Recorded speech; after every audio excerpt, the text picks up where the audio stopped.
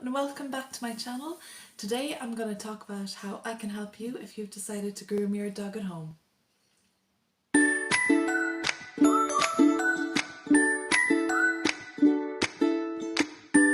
Hi everyone, so I have decided to change around my filming setup a little bit. So I kind of moved my couch kind of to face the window. But I'm still not sure how with the lighting this is going, so please let me know. I'm still trying to work it out, as I go along with this. So I have come prepared today. I have got my tea ready, and I've also got my little cookie as well, which I made myself, by the way. Very proud of that. It is milk chocolate chip and white chocolate chip cookie. So yeah, I'm really getting into baking lately, so you might see a little more treats and things that I am bringing to our little chats. So yeah, let's talk about grooming your dog at home. So, as most of you will know already, I am a professional dog groomer, and if you're new here, my name is Linda Roach, and I am a professional dog groomer. I just said that. But yeah, so I'm not only am I a professional dog groomer, but I also am the founder of Love Our Dogs. So if you don't know about that, then I will actually link a video here, and that is, I think, my last video, or could be the one before that. But anyway, that is all about Love Our Dogs, why I started it, where I'm going with it, what I want to do with it, and everything like that. You will also know, if you have been here for the last few weeks, that I have two dogs called Oscar and Elka. And Oscar is, well, they're both rescues, but Oscar is more of a reactive type dog, we would say. He's a bit more high maintenance when it comes to a lot of things. So the reason that he would be a bit more high maintenance is because he had actually a bad background. So he protects himself because of fear in a lot of different situations, new people, people he doesn't trust, and things like that. So because of that, it means that I now kind of have a lot of experience not only with grooming professionally, but also grooming a reactive dog in my house, and the difference that it means when you do have a reactive dog to a dog who is either more tolerant of everything that you want to do with them, or if they're used to it because you've been grooming them since they were puppies. So yeah, that is why I really wanted to help people, because I know now, I mean, I guess I always kind of knew it, but it just didn't register with me, I guess, because I wasn't in that position. But now it's really hit home to me that there are a lot of people that can't take their dog to the groomers, even if they wanted to. So it's just a simple case that it's not the right decision for the dog to go down that path of a professional groomer. And unfortunately, sometimes, I mean, it's my belief that every dog needs regular grooming, no matter what type of breed you have. But I mean, obviously there are different dogs that would definitely need it more than others. Like for a Yorkshire Terrier, for example, is definitely going to need grooming because of matting and things like that, whereas a boxer can probably go out a bit further. I do believe that every dog should be washed at least once a quarter, so with the changing of the seasons, so once every 12 weeks. I would do it at the beginning of each season, at least, so that your dog is ready for the season almost, because like in spring and autumn, it's shedding season, or the end of spring, summer kind of shedding season. And if you bathe your dog and blast out all that hair, then your dog's going to be in better condition, with their, as in their skin's going to be better condition, their hair is going to be in better condition, the shedding process is going to be much easier and quicker as well. And it's also a benefit to you because the hair won't be all over the house. So there's benefits in all of it. So yeah, I personally believe no matter what the breed, every dog should be groomed. But obviously, if you're not a professional groomer and you're not in a position to groom your dog all the time, it can be made a lot more difficult if you have a breed that really demands it more than anything else. So I guess that's a little start on why I created these courses, because I took from my own experience with Oscar, and like I said, I have done a whole video on Oscar and Elka and in a kind of a meet my dog setting, so I will link that up here. But yeah, like I said, with Oscar, he is a lot more high maintenance in almost every situation, to be honest.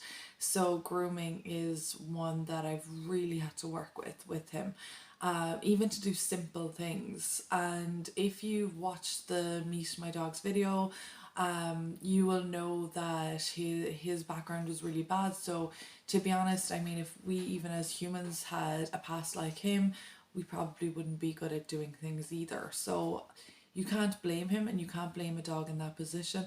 At the end of the day, when a dog does something, it is always logical to them at that moment. That is something that I've learned recently, and I think that is really true. It's like when they do something, we might not think it's logical, but to them it is, and it triggers something in them. It's either like a fear or an instinct or something that's completely logical to them, because we got to remember they're living in our world. It is not natural for them to get groomed all the time, or to have sleep in crates or walk on a lead, or all the things, or even have toys. I mean, it's all good stuff that we're doing for them, and we're giving them a great life and all of that, but at the same time it's not natural for them, so they have to learn how to live in our world, essentially. And I think that it is only right that we also learn how to communicate with them and understand their world and where they're coming from too.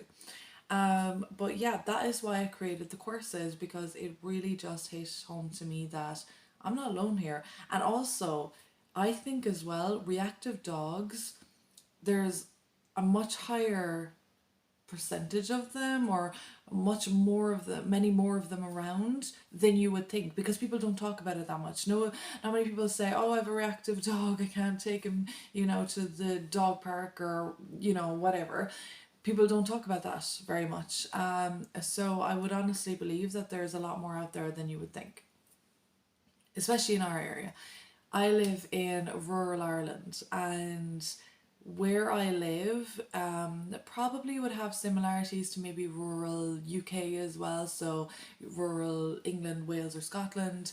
And it's where there's a lot of farming, livestock, and sheep in particular.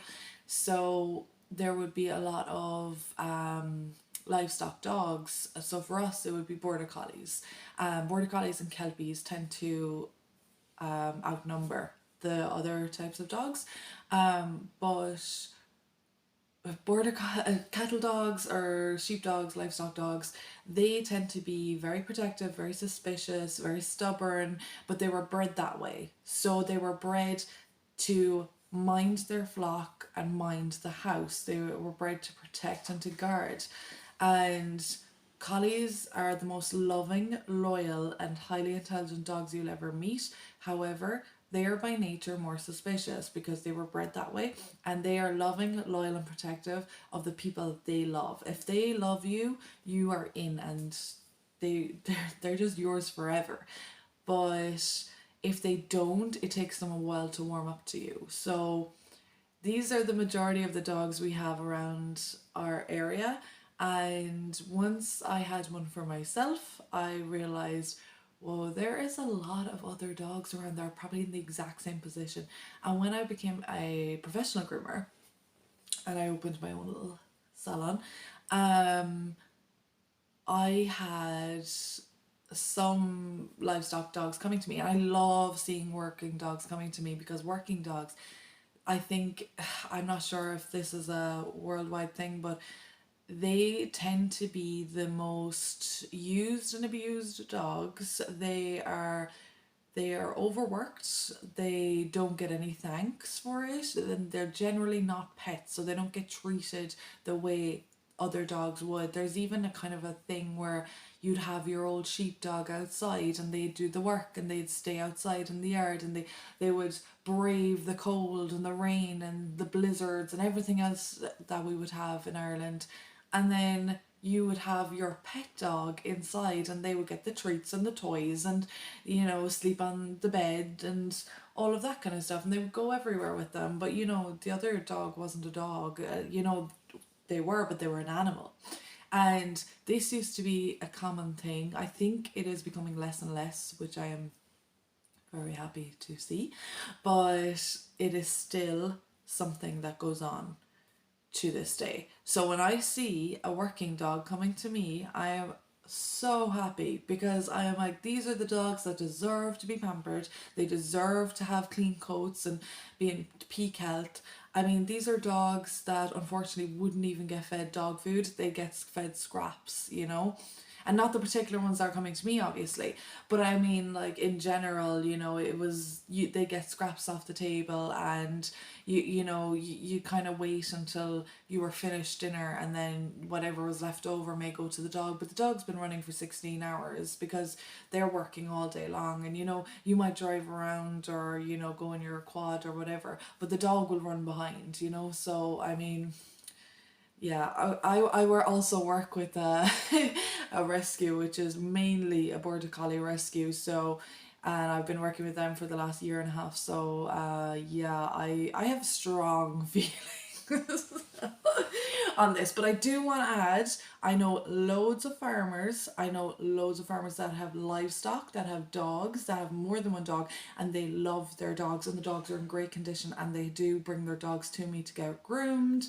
And I've met them, and like, even particularly close to me, for example, I have one neighbor in particular, and he has two dogs, and they are working dogs, and they are kept in fabulous condition. So I would like to say it is a changing thing, but it's still there to this day. I have seen it recently. I see it all the time. So yeah, that was a bit of a rant, actually. So anyway, I'm not even sure where that rant came from, but I guess, you know, if you're thinking about getting a collie, then I am all for it. I'm all for it.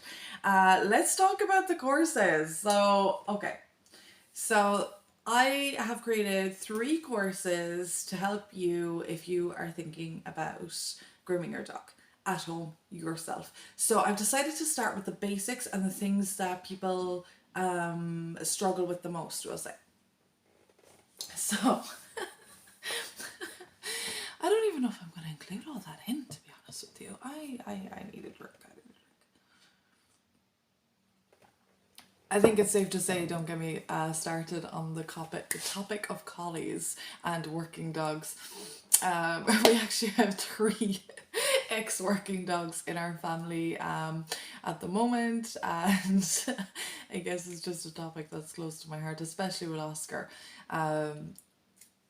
Anyway, yeah, so the courses I decided to start with are the ones that people struggle with and that I think people can accomplish quite quickly as well. People can get their head around it, because yes, there are more difficult things. So if you want to do more elaborate grooming, especially styling, I would say, or even creative grooming, I mean, that's a whole different ballgame. What I am talking about is how to keep your dog healthy and in good condition. So, you know, unless you get the bug for grooming, then this is going to help you to keep it quick and simple without actually, you know, intimidating you or anything like that. And you can actually keep your dog healthy this way. So the courses I did, I actually have 2 free courses. Oh, okay. I just had to move there a little bit. I actually have 2 free courses, and the reason they're free is because I really want to help a lot of people with this. I think they're 2 of the most important things that people need to be able to do for their dogs. Even if you didn't do anything else, if you just did these 2, it would actually save your pet so much pain, stress. I would save you money, save you vet bills, and yeah, I just really wanted to share them with the world. So They are on how to confidently trim your dog's nails at home and how to correctly care for your dog's ears at home. So like I said, these are important ones. Yeah, so if you don't cut your dog's nails and they get really long, then they can actually cause joint damage, arthritis, hip problems from not walking properly, and just like a whole host of other things, infections. I mean, if the dew claws go the whole way around, you know, the ones that are higher up on the paw, if they go the whole way around, they can go back into the pad again, which I have seen. It's not pretty. And yeah, I mean, it can be just like health wise a big deal. And then when it comes to correctly caring for your dog's ears at home, some dogs, like my dogs for example, both have these sticking up pointed ears. The Kelpie and the Collie, not all collies have those ears, some of them have the drop ears, but ears that stick up like that are generally quite healthy, generally don't need much maintenance or anything like that, and that is because the air circulates around them. They get cleaned regularly just by the way they are, to be honest with you. So there's no real need to worry about it too much, I would say. However, if your dog has drop ears, the spaniels in particular are notorious for it. Poodle mixes can be as well, and I'm trying to think. I mean, retrievers, Labradors sometimes. I mean, they do get more hair circling around, but just in general, Spaniels are the worst for it. Cockers in particular, ear infection after ear infection usually, and that's usually to do with the fact that their ears are as long as they are, no air gets in there, moisture gets trapped into there, and it's just a breeding ground for infection, to be honest with you. But in the course, I have put in not only how to spot an infection, how to prevent an infection, as well as what to do if there is an infection, and how to create a regular cleaning routine. These courses are going to be free until January 2023. So if you think that that's something that can help you, then please, I'm going to leave the links below. Just hop on over there and enroll in the course for free. They are on Udemy, so you can get them on there, and yeah, you can enroll in it and have it for the entire lifetime. So I've recently created a brand new course as well, and that is all on brushing and dematting your dog. Again, this is another one that I think is very important for your dog's health, is of course their coat care. So some dogs don't need as much maintenance, we'll say, as others, and those would be the Boxer, the Labrador, Dalmatian, Rottweiler, you know, that kind of thing.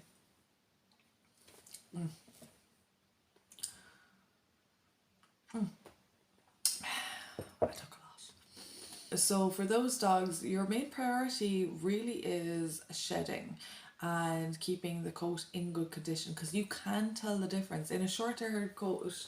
You can tell the difference in the health of the coat. So for example, with Ellie, or Diane as she was known when she was a rescue, when we rescued her, like her coat was straw-like, but still kind of oily. It's a weird mix. Oscar was the same. Oscar looked very like his coat was very flat, very straw-like. If you touched it, it was so dry and brittle. And now, through good feeding and grooming, they both have very healthy coats, and it's something that actually makes me proud when I see them in the sun and the shine off of them, and I just love it. It makes me so happy. But that is what good coat care is. It's a mixture of good food and minerals and vitamins and good grooming. And even if you have a shorter haired dog, you might think, oh, it doesn't really, like, you know, the hair is short, I don't really gotta do much with them. And no, maybe you don't need to brush them, maybe you won't have to demat them. But there is definitely a difference between a dog who gets a bath 4 times a year, so once with the seasons, and also gets good food, or maybe some salmon oil or something in it as well. You can really tell the difference between them. I can anyway. Maybe not everyone can, but I suppose as a groomer you see the difference in things. I also talk in that course about shaving your dog, and you know, the breeds that should be shaven and the breeds that shouldn't. But anyway, I go into more detail about that in the course. And I also go through dematting, I go through the different tools you can use, but I do go through it from a point of having a dog that you can't bring to a groomer's. Now, obviously, if you could bring your dog to the groomers and you just want to groom your dog at home, this is going to work for you too, because you know your dog is already okay with being groomed. But I do put in extras for dogs that are not okay with being groomed. So we're going to the end of the video. I know I've talked forever. I really hope you got tea as well in the beginning, to be honest with you, because I've been drinking my tea as well. Anyway, come to the end of the video, and thank you for making it to the end. And as a special thank you for not only making it to the end of the video, but for being one of my wonderful viewers and hopefully friends, I would like to offer you a discount for my brand new course, which is Your Guide to Brushing and Dematting Your Dog at Home. I should also add that all these courses come with a complete guide and workbook that you can print down out. I think I was trying to say print and download at the same time. That you can either download and print out, and then you can write all your notes in it and keep it as like a physical book almost, or you can just download it onto your tablet, or you can download onto your phone, look back for references, use your stylus, write on it, and fill it out that way as well. So yeah, there's a whole workbook and everything to go with it. It's everything I talked about, and it's also, you know, for your taking notes on your individual dog as well. So I'm also going to add in a printable with some of my tips for grooming your dog at home, and I give up. Also going to add in a printable, and I'm going to leave a link down to that down in the description box below, and you can check that out. That's especially for you, and it's completely free. So your discount is going to be 25%, exactly. So if you click the link below and you get straight through to it, you will be getting 25% off the course as well. So yeah, I think I'm going to keep that open. I'm not sure how long I'm going to have that discount for, because I haven't actually created the discount yet. I'll be creating it after I do this video so that I can put them up together, and I'm not sure kind of what the timeline is allowed on Udemy, but if you look at the description box below, I'll have it all written in there so you can check that out. I'll have the date that it's up till. Yeah, so I think I'm going to stop talking now and let you finish your day. And I've got a load of editing to do because as I'm looking at this, it's like reading 27 minutes. Now, I know it's not going to stay 27 minutes, but I still think it's going to be kind of long. So yeah, I wasn't kidding when I was like, we need to chat. Anyway, it's been great to talk to you. I really hope that you check out the courses. Let me know in the comments if you do, because I would love to know that. And as usual, all the links will be left down below for the Facebook group, Instagram, and the website, and what else? I don't know, but everything will be linked below for you. So message me, contact me, and I would love to connect with you in the Lover Dogs community. Bye! I lost my train of thought for a second, so I'm just going to talk for a second. Due to the fact that he is... what am I even trying to say? Okay. So yeah, that's where I'm coming from with that. Okay. We got a lot of cutting to do here in this old vlog, I think.